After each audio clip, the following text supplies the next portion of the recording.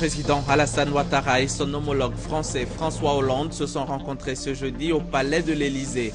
Les deux chefs d'État ont fait un tour d'horizon des questions d'actualité telles que les prochaines élections en Côte d'Ivoire, la situation au Burkina Faso et l'épidémie de la fièvre d'Ebola. L'actualité en Côte d'Ivoire est marquée par le retour des représentants du FPI et du MFA dans le bureau de la CEI, la commission électorale indépendante. Nous en parlerons dans une dizaine de minutes. Et puis, nous irons à l'étranger, aux États-Unis, où après Ferguson, un grand jury a encore décidé de ne pas inculper un policier blanc responsable de la mort d'un noir à New York. Bonsoir, mesdames et messieurs, bienvenue dans cette édition. Je vous le disais à l'instant, le président de la République, Alassane Ouattara, et son homologue français François Hollande se sont rencontrés ce jeudi au palais de l'Élysée. Les deux chefs d'État, dans leurs échanges, ont parlé des relations qui unissent les deux pays. Ils ont fait un tour d'horizon des questions d'actualité importantes telles que les prochaines élections en Côte d'Ivoire, la situation au Burkina Faso et l'épidémie de la fièvre hémorragique Ebola qui continue d'endeuiller plusieurs pays en Afrique de l'Ouest. À la fin de l'entretien, les deux chefs d'État ont fait chacun une déclaration. On écoute ici François Hollande, le président français. Je vous en prie. J'ai reçu avec beaucoup de plaisir le président Alassane Ouattara. J'ai l'impression que nous ne nous étions pas quittés puisque nous étions il y a quelques jours à Dakar ensemble à l'occasion du sommet de la francophonie. Moi-même j'étais à Abidjan il y a quelques semaines, quelques mois à peine, et j'avais été très bien reçu avec une délégation de chefs d'entreprise extrêmement copieuse, tant le développement économique de la Côte d'Ivoire est impressionnant. Et il ne doit surtout pas être altéré ni par les fléaux sanitaires qui sont proches, mais qui sont contenus, ni par la situation sécuritaire dans la région. Et c'est le sens de notre relation, de faire en sorte que la Côte d'Ivoire, qui est un exemple pour beaucoup de pays, y compris dans la capacité avec laquelle la Côte d'Ivoire a assuré sa transition, que nous puissions garder cette stabilité. Et en même temps, dans le respect des droits, c'est ce qui se produit. Nous voulons d'ailleurs que les élections qui vont avoir lieu en 2015, élections présidentielles, puissent être dans la transparence et avec un pluralisme et donc une pluralité de candidats. Mais ça ne dépend pas que du président. Il convient que les forces qui veulent se présenter au scrutin puissent le faire librement et veuillent le faire. Nous avons aussi le souci que la réforme de l'armée ivoirienne puisse s'accélérer afin de garantir une paix durable. Nous avons parlé de plusieurs sujets. D'abord, de ce développement de la Côte d'Ivoire que nous voulons encourager, que nous voulons appuyer. Et c'est tout le sens du contrat désendettement-développement qui est assez exemplaire lui aussi, ce qu'on appelle le C2D. Et nous nous sommes mis d'accord sur le montant d'une deuxième tranche, plus d'1 milliard d'euros, et qui portera sur des secteurs prioritaires pour la Côte d'Ivoire et pour la France: éducation, santé, développement urbain et infrastructures de transport, tout en poursuivant une coopération en matière de justice qui a été demandée également par la Côte d'Ivoire. Nous sommes dans un processus aussi d'annulation de dettes parce que nous voulons montrer qu'il y a cette volonté, chaque fois que nous pouvons, faire des conversions en faveur de l'investissement. Nous avons également beaucoup d'entreprises qui sont présentes en Côte d'Ivoire, beaucoup d'entreprises françaises, et je demande vraiment qu'elles puissent être conscientes que c'est servir la croissance de la Côte d'Ivoire et servir la croissance de la France que d'y investir. Nous avons d'ailleurs plusieurs contrats qui ont été réalisés depuis ma dernière visite et j'en suis très heureux. Nous avons évoqué donc la région de l'Afrique de l'Ouest avec deux sujets principaux. Le premier, c'est le virus Ebola. La Côte d'Ivoire n'est pas touchée. La Côte d'Ivoire est aidée dans le plan justement de prévention par la France. Et nous sommes conscients que c'est d'abord dans les pays touchés que nous devons être les plus efficaces. C'était le sens de ma visite en Guinée et de ce que nous avons pu faire avec l'Europe pour assurer la présence de soignants, assurer la formation de ces soignants et permettre en Guinée forestière de traiter le mal là où il s'est hélas déclaré et de faire en sorte que sur les frontières nous puissions être vigilants sans enfermer les pays. C'est très important que le développement des pays qui sont touchés par Ebola puisse continuer. Nous avons aussi évoqué le Burkina Faso, puisqu'il s'est produit les événements que l'on sait, et nous devons avoir la même exigence, c'est-à-dire celle que nous avions portée à l'égard du président Compaoré. L'exigence, c'est le respect de l'ordre constitutionnel, l'exigence, c'est la date des élections, et d'avoir là aussi un processus de transition. Mais la France est aux côtés du Burkina Faso dès lors que ces conditions-là sont respectées. Et ceux qui se sont soulevés étaient aussi conscients en Burkina Faso qu'il fallait avoir le respect des règles constitutionnelles. C'était d'ailleurs pour ça qu'ils s'étaient soulevés. Sur enfin le climat, si je puis dire, nous avons la volonté, Afrique et Europe, Côte d'Ivoire et France, de réussir ce rendez-vous. Je sais que dans quelques mois, il y aura une réunion importante en Afrique de l'Ouest pour participer à ce processus, pour réussir la conférence sur le climat. Et j'insiste sur ce point, le fonds vert qui va être créé, qui est créé déjà, qui est ouvert à des contributions. La France a dégagé $1 milliard là-dessus. Ce fonds vert sera particulièrement utile pour l'Afrique et je sais que la Côte d'Ivoire présentera de nombreux projets pour être pleinement associés à la transition énergétique. C'est la raison pour laquelle nos relations avec la Côte d'Ivoire sont multiples et à chaque fois utiles pour nos deux pays. Et juste après François Hollande, le président Alassane Ouattara s'est exprimé. Il a entre autres remercié la France pour son soutien à la Côte d'Ivoire dans le cadre de l'allègement de sa dette. François, merci pour tout cet accueil toujours chaleureux. Et au nom du gouvernement et du peuple ivoirien, je voudrais dire à quel point la coopération entre la France et la Côte d'Ivoire est exemplaire. Nous avons été soutenus de manière remarquable et ceci nous a permis de sortir de la crise post-électorale et de faire des progrès importants ces 3 dernières années. La Côte d'Ivoire approche un taux de croissance de 9 à 10% du PIB depuis 2012 et nous comptons poursuivre dans cette voie. Et en même temps, nous faisons en sorte que cette croissance profite à la population en faisant des investissements importants dans le domaine de l'éducation, de la santé et bien évidemment des infrastructures. Et la question de la fièvre Ebola est une question essentielle pour certains pays de l'Afrique de l'Ouest. Fort heureusement, la Côte d'Ivoire n'a pas de cas d'Ebola.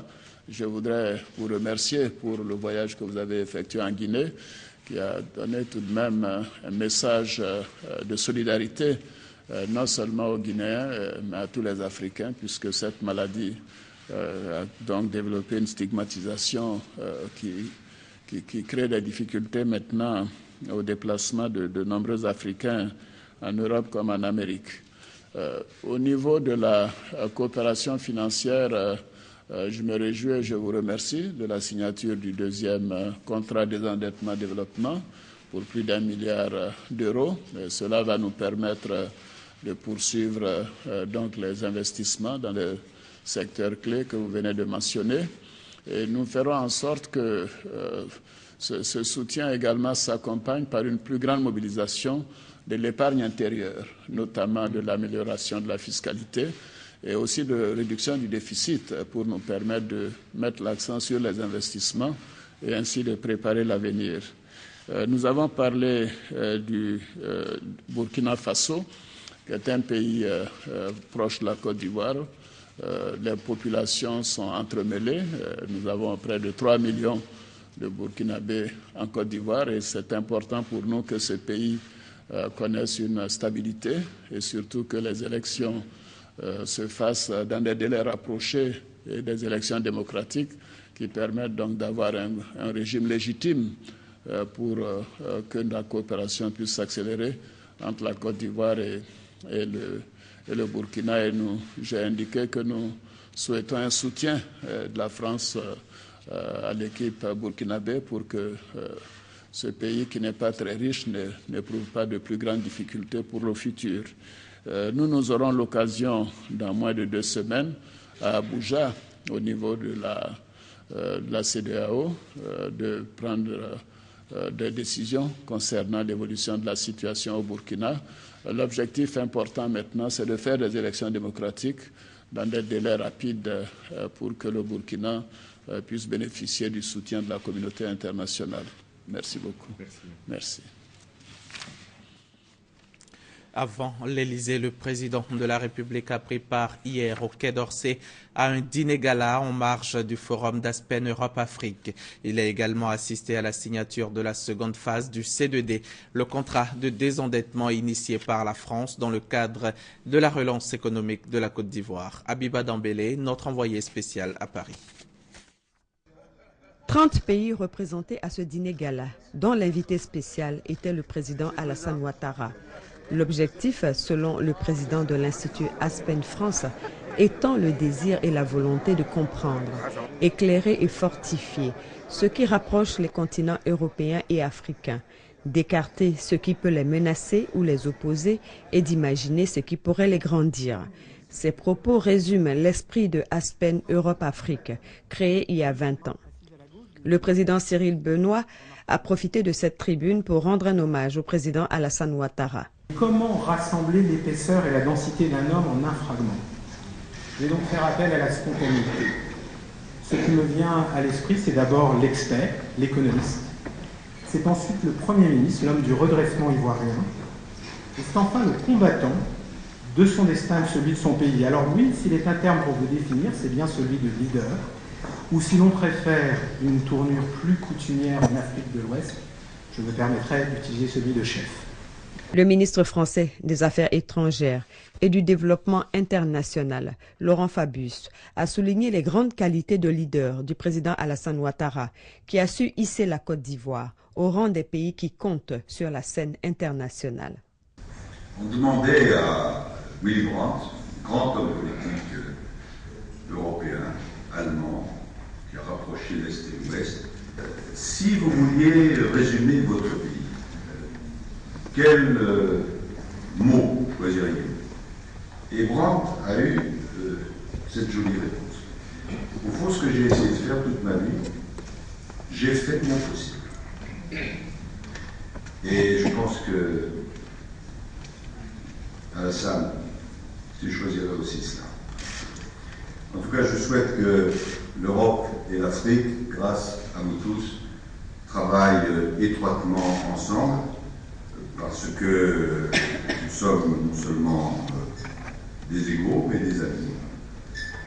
Avant ce dîner gala, le président Alassane Ouattara a assisté à la signature d'un contrat de désendettement et de développement, C2D, portant sur un montant de 638 milliards de francs CFA. C'est une seconde phase, après celle portant sur 413,5 milliards de nos francs. Dans le cadre de l'allègement de la dette ivoirienne, c'était un montant de 2500 milliards de francs CFA qui est concerné. Il y a eu une annulation sèche de la partie française de 600 milliards de francs CFA, donc il restait 1900 milliards de francs CFA. Et c'est ça qui fait l'objet des 2 CDD concernés. Donc le premier CDD a été signé en 2012, et le deuxième vient d'être signé, et en fait qui concerne 6 secteurs importants de concentration, de manière à pouvoir impulser le développement du monde. 6 secteurs d'activité sont concernés par ce contrat. Il s'agit de l'éducation-formation, de la santé, du développement urbain, du transport, de l'aménagement urbain et de l'agriculture. Le Premier ministre Daniel Kablan-Duncan est rentré ce soir de la France où il s'était rendu pour signer le 2e C2D, le contrat de désendettement et de développement, et rencontrer le patronat français. Concernant le premier point, la signature du 2e CDD d'un montant de 738 milliards de francs CFA qui court la période de fin 2014 à 2020 et concerne 6 secteurs dans le secteur des routes, de la santé, de l'éducation, formation, l'agriculture et autres grandes infrastructures. Concernant la rencontre avec le MEDEF, le patronat français, le Premier ministre a dit avoir rencontré une cinquantaine de chefs d'entreprise françaises qui comptent d'ailleurs investir en Côte d'Ivoire, notamment dans les secteurs comme l'agro-industrie, le secteur de l'énergie et celui des infrastructures. Parlons à présent de l'entrée du FPI dans le bureau de la CEI. La commission électorale indépendante d'Ougou Alain, représentant du Front populaire ivoirien, parti de l'opposition, a été élu ce jeudi au poste de 4e vice-président. Les 2 secrétaires généraux de la CEI ont été également élus. Le bureau de la commission électorale affiche complet avec 9 membres à l'issue de sa session extraordinaire tenue ce jeudi. Et puis, cet après-midi de jeudi également, une délégation du MFA, le mouvement des forces d'avenir, est allée annoncer au ministre d'État, ministre de l'Intérieur et de la Sécurité Ahmed Bakayoko, le retour du représentant du MFA au sein du bureau central de la commission électorale indépendante. Jacob Anaki revient donc pour prendre sa place à la CEI pour l'organisation des élections générales en 2015. Écoutons ici le secrétaire général du MFA après la rencontre avec le ministre d'État, ministre de l'Intérieur. Nous allons demander à notre représentant Jacob Anaki de reprendre sa place à la CEI. Parce que nous avons trouvé un consensus. Le MFA avait posé des problèmes au niveau des consensus lors de la mise en place du bureau central. Et ces problèmes ont été traités par monsieur le ministre d'État. Il a prêté une oreille attentive à nos revendications et nous avons trouvé un terrain d'entente. Et c'est pour cela que nous demandons à notre représentant de retrouver toute sa place à la CEI. Bonne nouvelle pour le département de Tiébissou. Le Comité national de surveillance des actions de lutte contre la traite et le travail des enfants vient d'offrir une ambulance au département. Viviane Aïma, compte rendu. En présence des ministres chargés de la Défense, Paul Kofi Kofi, et de la Santé et de la lutte contre le sida, Raymond Goudou Kofi, le Comité national de surveillance des actions de lutte contre la traite et le travail des enfants, présidé par la première dame de Côte d'Ivoire, Dominique Ouattara, représentée pour la circonstance par sa directrice de cabinet et secrétaire exécutive du Comité national de surveillance, Patricia Yao Sylvie, a remis officiellement ce jeudi une ambulance toute neuve de type 4x4 au département de Tiébissou et son hôpital général. Encore un geste de la part du Comité national de surveillance qui démontre, comme l'a souligné la secrétaire exécutive, l'engagement de cœur de la première dame Dominique Ouattara pour venir à bout du fléau qu'est la traite et l'exploitation des enfants. La protection des enfants victimes implique également la protection des familles et de toutes les populations vulnérables. Et c'est pourquoi le CNS et ses partenaires offrent également des ambulances, des centres de santé, des écoles, des cantines scolaires et tout ce qui est bien comme infrastructure de base pour le développement des enfants et de leurs familles. L'assistance a pu apprécier à travers un document filmé le chemin parcouru par le CNS dans ses actions de lutte et les résultats obtenus, dont le plus significatif est la levée de la menace d'embargo qui pesait sur le cacao ivoirien. Cette ambulance neuve de type 4x4 offerte par le CNS, dont le Conseil du Café Cacao est un membre actif aux populations de Tiébissou, a coûté un peu plus de 80 millions de francs. Ce don est destiné à améliorer les conditions sanitaires de ces populations à forte composante paysanne. Le Conseil du Café Cacao, fortement représenté à cette cérémonie, avec en tête son PCA Lambert Kwasi Konan et son directeur général Touré Massandje, a dit sa disponibilité à œuvrer au sein du CNS aux côtés de la Première Dame pour l'élimination de la traite et du travail des enfants sur le sol ivoirien. Le Conseil du Café Cacao est heureux d'apporter sa modeste contribution aux efforts que déploie Madame la Première Dame de Côte d'Ivoire pour lutter contre ce fléau. Dans cette dynamique, le Conseil du Café Cacao a mené des actions qui contribuent à la lutte contre les pires formes du travail des enfants. Il s'agit notamment de la réalisation d'infrastructures en milieu rural, dans les domaines de l'éducation et de la santé, entre autres. Ces actions sont financés par le Fonds d'investissement en milieu rural FIMR. Recevant cette ambulance, le préfet du département de Thiébissou, Ouattara Pascal Kifori, a exprimé les remerciements de l'ensemble des populations du département à la Première Dame. Je voudrais, au nom des autorités politiques et des illustres cadres ici présents, des chefs traditionnels, des vaillantes populations et des agents de santé de Thiébissou, que vous traduisiez à Madame la Première Dame nos sincères remerciements et notre infinie gratitude pour le choix porté sur Thiébissou pour bénéficier de ce précieux don qui sauvera des vies. Je puis vous rassurer que les autorités sanitaires sauront en faire bon usage et l'entretenir comme il se doit. À leur tour, les ministres Paul Kofi Kofi et Raymond Goudou Kofi ont traduit la reconnaissance du gouvernement à la présidente du Comité national de surveillance. 3 millions, c'est le nombre de personnes handicapées en Côte d'Ivoire, selon le recensement de la population et de l'habitat de 1998. Et ces personnes, en tout cas, la grande partie se disent marginalisées. Elles disent avoir du mal même à s'insérer dans le tissu socio-économique. Ce regard de la société n'est-il pas un frein au plein épanouissement des personnes handicapées? Ces personnes arrivent-elles à intégrer sans difficulté la vie socio-professionnelle? Et quelles sont les mesures prises par le gouvernement en vue de permettre aux handicapés de jouir pleinement de leurs droits? Élément de réponse maintenant avec Parga Sorokone. Mamadou habite le quartier Figayo dans la commune de Yopougon. Handicapé moteur depuis la naissance, Mamadou, la trentaine révolue, dit avoir été victime d'injustice à l'école dans les années 80. Il était au cours préparatoire première année CP1.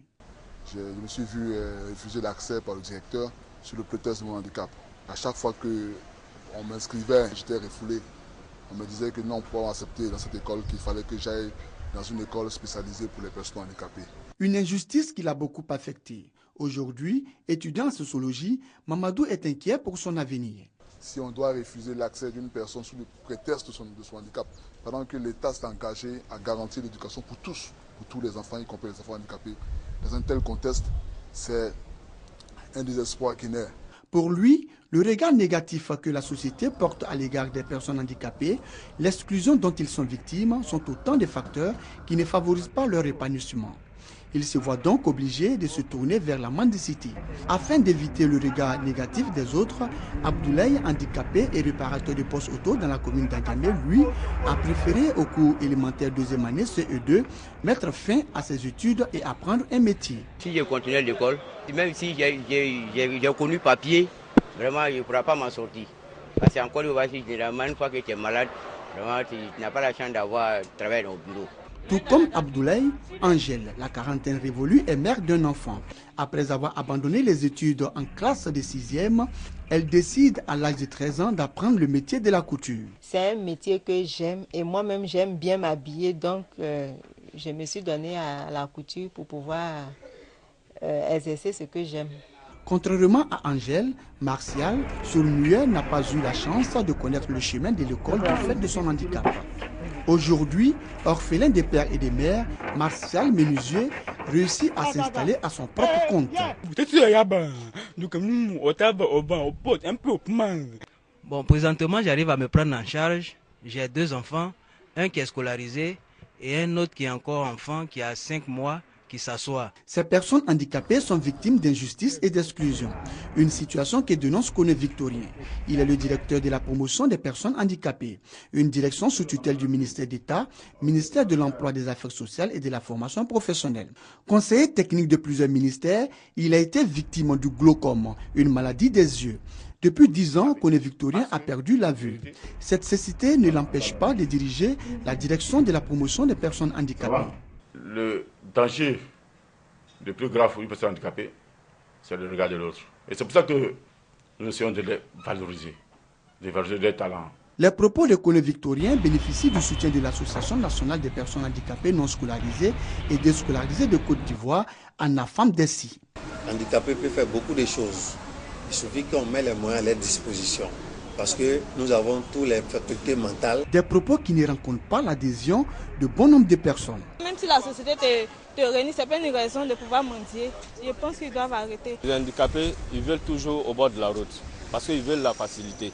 Donc celui qui ne veut pas travailler avec ses deux mains, on le met de côté. Pour le secrétaire exécutif de la Confédération des organisations des personnes handicapées de Côte d'Ivoire, Ouattara Dabla, le regard et la perception de la société à l'égard de la personne handicapée ne favorisent pas son insertion dans l'administration publique et privée. Si tes propres parents n'ont pas confiance en toi, ce n'est pas évident que le voisin lui ait confiance. Et quand ça part de la communauté, ça réjaillit même sur le comportement des gens en administration. L'insertion des personnes handicapées, malheureusement, est encore problématique parce que la situation n'est pas reluisante. Bien qu'il y ait des actions, et non des moindres, qui ont été posées par l'État de Côte d'Ivoire. Le ministre d'État, ministre de l'Emploi, des Affaires sociales et de la formation professionnelle rassure les personnes en situation de handicap. Ce texte de loi et ces décrets d'application vont suggérer fortement, pour ne pas dire imposer à notre environnement, l'obligation de recruter des personnes handicapés. Je voudrais vous rassurer encore une fois sur la volonté du gouvernement d'aller de l'avant sur toutes les préoccupations que vous avez exprimées. Certains ont trouvé des solutions et j'en suis convaincu, pour 2015, on ira encore beaucoup plus loin pour apporter les vraies réponses vis-à-vis des préoccupations que vous avez portées devant le gouvernement de Côte d'Ivoire. À ce jour, ce sont environ 640 personnes handicapées qui ont pu bénéficier de cette disposition. Le recrutement de 300 autres en situation de handicap est en cours selon le ministre d'État, ministre de l'Emploi, des Affaires sociales et de la formation professionnelle, Dosso Moussa. Comment briser le mur de méfiance entre les hommes en tenue et les civils et renforcer la confiance entre les forces armées et les populations? Pour y arriver, les forces républicaines de Côte d'Ivoire organisent des journées portes ouvertes sur les droits de l'homme et sur le droit international humanitaire. Des journées qui ont débuté ce jeudi à l'état-major des armées au plateau. Les forces républicaines de Côte d'Ivoire ont souvent fait l'objet de critiques de la part des populations du fait de certains comportements qui mettent à mal la quiétude des citoyens. En témoigne la crise militaro-politique de ces 10 dernières années. Pour redorer l'image de ce corps d'armée en vue d'instaurer la confiance entre les militaires et les populations, des journées portes ouvertes sur les droits de l'homme sont initiées. Pour le général de corps d'armée Soumaïla Bakayoko, la connaissance, la maîtrise et le respect strict des droits de l'homme et le droit international humanitaire par les militaires permettront de garantir aux populations le respect de leurs droits. C'est pourquoi la sensibilisation et la formation des forces de sécurité sur le droit humanitaire et les droits de l'homme sont de mise pour une armée nouvelle avec un militaire nouveau. Aux hommes, commandants des troupes, commandants des unités, chefs de corps, etc. Vous avez la responsabilité d'enseigner ce droit humanitaire, de sensibiliser vos hommes afin qu'ils demeurent et deviennent des militaires des temps nouveaux. Des militaires, comme on pourrait le dire, des militaires émergents. Cette première journée a enregistré la diffusion d'un ensemble de films relatifs aux différentes sessions de formation et de sensibilisation, suivies de la visite du futur bâtiment affecté aux droits humanitaires au sein de l'armée et des expositions de différentes ONG sur le droit humanitaire international et les droits de l'homme. Ferguson, Cleveland et New York, 3 faits divers aux circonstances très différentes, mais 3 conclusions identiques. Un policier blanc tue un homme noir et comme à Ferguson, l'officier new-yorkais impliqué n'a pas été inculpé par un grand jury populaire hier mercredi. Une décision qui a provoqué des manifestations dans la plus grande ville américaine. New York en colère. Le verdict du grand jury vient de tomber. Le policier qui a étouffé Eric Garner en juillet n'est pas inculpé. Comme à Ferguson, le policier est blanc, la victime noire. Comme à Ferguson, l'affaire se termine sans procès. Je suis là pour dire que les vies noires, les vies métisses, les vies des gens pauvres, ça compte et que nous avons besoin d'un vrai système judiciaire et d'une police qui sache faire son travail sans employer la force jusqu'à tuer des gens. Honnêtement, je n'aime pas cette impression que l'on me donne l'autorisation de sortir de chez moi pour faire comme si tout allait bien, faire comme si je ne savais pas que la police, à chaque coin de rue de mon quartier, peut me faire du mal à moi ou à quelqu'un d'autre. L'affaire est d'autant plus emblématique que l'arrestation de Eric Garner a été filmée le 17 juillet. L'homme est accusé de vendre des cigarettes illégalement. Obèse et asthmatique, il supplie. Je ne peux pas respirer, dit-il. Eric Garner, père de 6 enfants, décède. Malgré ces images, les 23 citoyens du grand jury n'ont demandé aucune inculpation. Je ne sais pas quelle vidéo ils ont regardée. De toute évidence, ce n'est pas celle que le monde entier a vue. Comment pouvons-nous avoir confiance dans notre système judiciaire quand ils nous déçoivent à ce point ? Le ministre de la Justice a promis une enquête fédérale pour évaluer si les droits civiques d'Eric Garner avaient été bafoués. Le maire de New York, de son côté, a appelé au calme. Bill de Blasio a une épouse noire et des enfants métis pour lesquels il a avoué craindre les contrôles de police. C'est la fin de ce journal. Merci de l'avoir suivi. Vous pouvez le revoir sur notre portail internet www.rti.ci.